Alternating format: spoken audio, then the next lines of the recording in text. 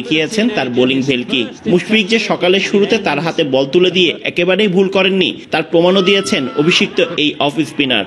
এছাড়া সাকিব আল হাসানের ঘূর্ণি বলে 30 রান তুলতে যাওয়া আসার মিছিলে ইংলিশদের প্রথম সারির 3 ব্যাটসম্যান অভিষিক্ত ডাকেট, আলিস্টার কুক ও ব্যালেন্সকে হারিয়ে লাঞ্চ বিরতিতে যাওয়ার আগে ইংলিশদের সংগ্রহ 3 উইকেট 81।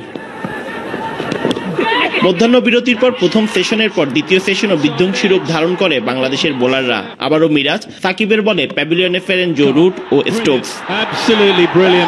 তবে এক প্রান্ত আগলে ব্যাট করতে থাকা মঈন আলী ভাগ্যদেবীর সহায়তায় 5 বার রিভিউয়ের সুযোগ কাজে লাগান। ষষ্ঠ উইকেট জুটিতে মঈন বেয়ারস্টো তুলেন 88 রান। তবে ব্যক্তিগত 68 রান করে মিরাজের বলে সাজঘরে ফেরেন এই বাঁহাতি ব্যাটসম্যান। বেয়ারস্টোকে আউট করার মাধ্যমে 5 উইকেট শিকারী দলে নাম লেখান অভিষিক্ত ক্রিকেটার মিরাজ। দলীয় 237 রানে সপ্তম উইকেট হারালে 258 রানে প্রথম দিন শেষ করে সফরকারীরা। প্রথম দিনের মতো মুশফিক বাহিনী দ্বিতীয় দিনে সফরকারীদের অতি দ্রুত অল আউট করে প্রথম ইনিংসে ব্যাটিংয়ে নামবে এই প্রত্যাশা টাইগার সমর্থকদের।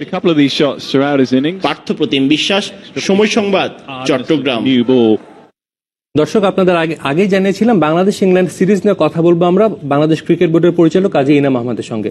ইনাম ভাই, দারুণ একটা দিন, অনেক জল্পনা কল্পনা ছিল যে বাংলাদেশ আসলে কেমন করবে, দীর্ঘ 15 মাস পর টেস্টে ফিরছে। প্রথম দিনটা কিন্তু বলা যায় যে ভালোই কেটেছে বাংলাদেশ। অবশ্যই আপনি যেটা বললেন যে আমাদের কিন্তু অনেকদিন অ্যাকচুয়ালি টেস্ট ক্রিকেট খেলা হয়নি। সো ওডিআইতে আমাদের actually very good performance in the last few years. আমাদের যেহেতু অনেকদিন পর টেস্ট ক্রিকেট খেলা হচ্ছে সেটার জন্য আই থিঙ্ক অনেকেরই কিন্তু একটু ওয়ারি ছিল যে কিরকম টিম পারফর্ম করবে।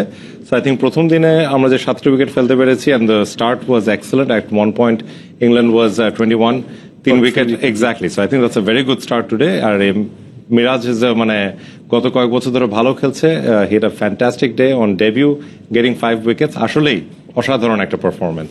আমরা যদি বলি যে কোচ কিন্তু 2-3 দিন আগে বলেছিলেন যে তার এই টিমটার প্রতি তার সেই আত্মবিশ্বাসটা নিয়ে যে 20 উইকেট নেবে, কিন্তু প্রথম দিনে কিন্তু কোচকে ভুল প্রমাণ করলো ক্রিকেটাররা। 7 উইকেট নিয়েছে এবং উইকেটে যেমন আচরণ দেখছে এখানে কিন্তু অসম্ভব না কিন্তু ইংল্যান্ডের 20 উইকেট নিয়ে।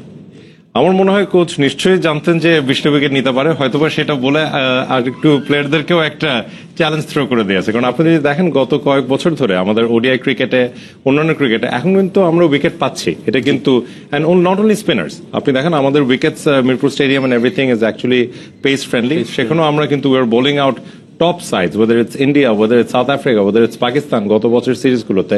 তাই আমার দৃঢ় বিশ্বাস বাংলাদেশ কেন টেস্ট ক্রিকেটে 20টা উইকেট পাবে না, অবশ্যই তারা পেতে পারে। আজকে উইকেটের কথা যদি দেখি যে বাংলাদেশ কিন্তু একসময় স্পিন ফ্রেন্ডলি উইকেট বেশি হতো, কিন্তু লাস্ট কয়েকটা সিরিজে আমরা দেখেছি যে স্পোর্টিং উইকেট হয়েছে, বোলার ব্যাটসম্যান সবাই সমান সুবিধা পেয়েছে। আজকের উইকেটটা তো দেখে মনে হলো টোটালি স্পিন ফ্রেন্ডলি। সেটা তো ক্লিয়ারলি বোঝা যাচ্ছে এবং টিম সিলেকশনটা সেটা অলরেডি আপনাকে একটা ধারণা দিয়েছিল। কারণ আপনি দেখেন 2টা পেসার নিয়ে আজকে আমাদের খেলা শুরু হয়েছে এবং আমাদের ব্যাটিং লাইন কিন্তু কোয়াইট লং, 8